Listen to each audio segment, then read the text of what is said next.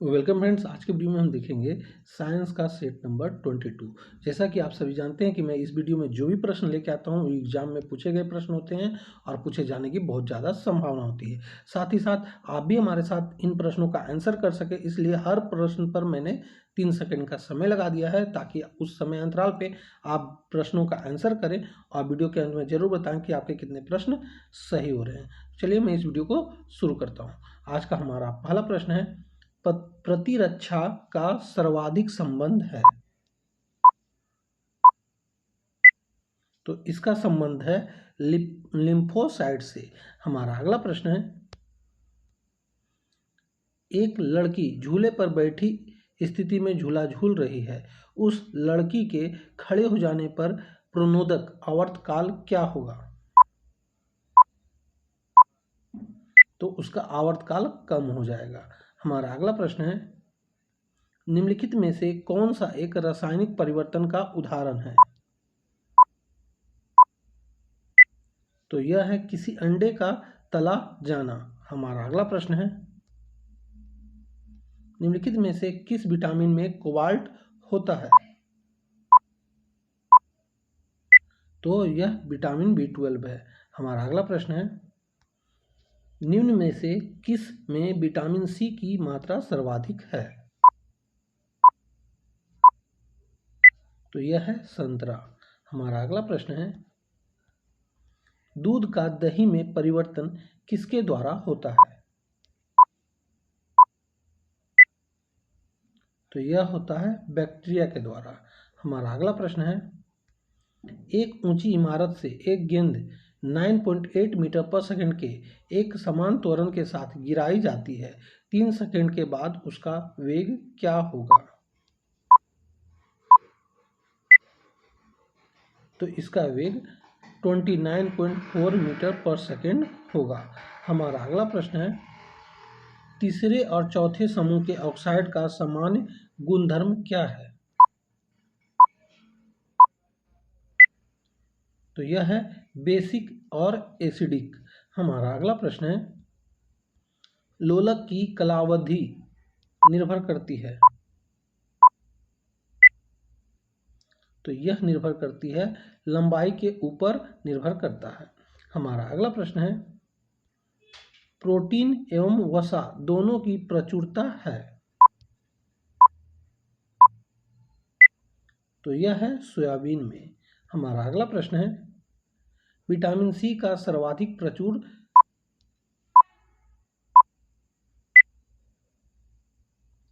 तो यह होता है संतरा में।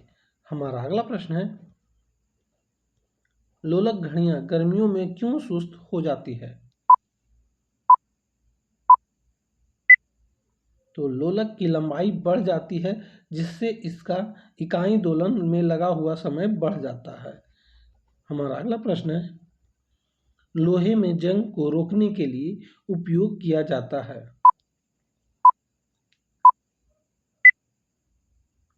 तो इसमें उपयोग किया जाता है जिंक का।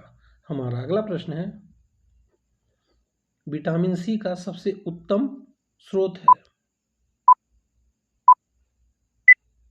तो यह है आंवला।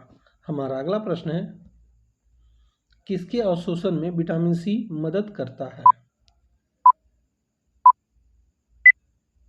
तो लोहे के अवशोषण में। हमारा अगला प्रश्न है, जंग लगने से लोहे का भार घटता है। हमारा अगला प्रश्न है, घड़ी में स्फटिक क्रिस्टल का कार्य किस पर आधारित है? तो यह आधारित है दाब विद्युत प्रभाव पर। हमारा अगला प्रश्न है, गिरती हुई वर्षा की बूंदों को गोलीय आकृति का कारण है। तो यह कारण है पृष्ठीय तनाव का सिद्धांत। हमारा अगला प्रश्न है, निम्नलिखित में से कौन सा एक भौतिक प्रक्रम है? तो यह है आयोडीन का ऊर्ध्वापातन। हमारा अगला प्रश्न है, विटामिन C का रासायनिक नाम है। तो इसका रासायनिक नाम है एस्कॉर्बिक अम्ल। हमारा अगला प्रश्न है, विटामिन जो खट्टे फलों में पाया जाता है तथा चर्म को स्वस्थ रखने में जरूरी होता है, तो यह है विटामिन सी। हमारा अगला प्रश्न है, जब पानी में साधारण नमक मिलाया जाता है तो पानी के क्वथनांक बिंदु और हिमांक बिंदु क्या होता है, तो क्रमशः बढ़ेंगे और घटेंगे। हमारा अगला प्रश्न है, वर्षा की बूंद की गोल आकृति का कारण है, तो इसका कारण है पृष्ठीय तनाव। हमारा अगला प्रश्न है, निम्नलिखित विटामिनों में से किसमें कोबाल्ट होता है, तो विटामिन B12 में कोबाल्ट होता है। हमारा अगला प्रश्न है, गाय के दूध में पीलेपन का कारण है,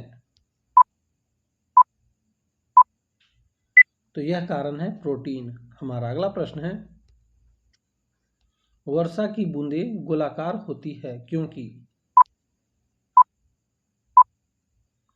तो यह कारण है जल में पृष्ठीय तनाव होता है।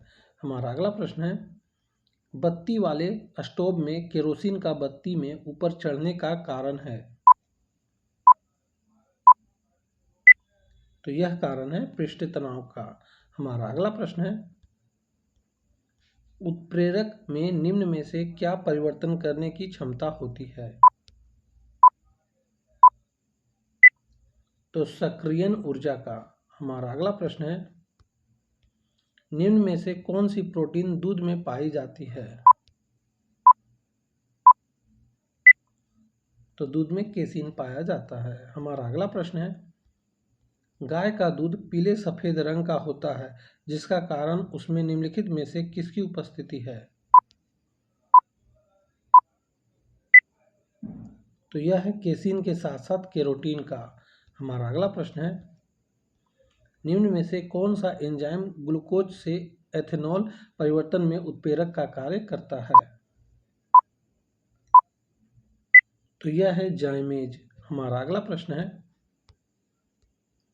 द्रव बूंद की संकुचित होकर न्यूनतम क्षेत्र घेरने की प्रवृत्ति का कारण होता है,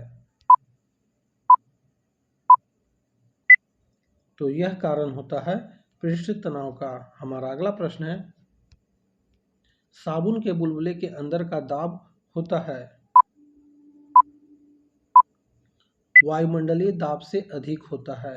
हमारा अगला प्रश्न है, ठोस कपूर से कपूर वाष्प बनने की प्रक्रिया को कहते हैं, तो यह कहा जाता है ऊर्ध्वपातन। हमारा अगला प्रश्न है, जल दांतों में जल के भौतिक रासायनिक लक्षणों में परिवर्तन होने का कारण है, तो यह कारण है बहिदावी। हमारा अगला प्रश्न है, भोजन का एक प्रमुख अंग है, तो यह है कार्बोहाइड्रेट का। हमारा अगला प्रश्न है, निम्नलिखित में से यौगिकों के किस समूह को सहायक आहार कारक कहा जाता है, तो यह कहा जाता है विटामिन को। हमारा अगला प्रश्न है, एक सुई पानी में डूब जाती है जबकि लोहे से बना जहाज पानी पर तैरता है क्योंकि,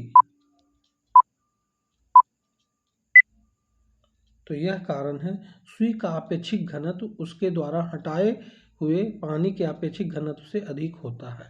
हमारा अगला प्रश्न है, लोहे की सुई पारे की सतह पर किस कारण से तैरती रहती है, तो यह कारण है पृष्ठीय तनाव के कारण। हमारा अगला प्रश्न है,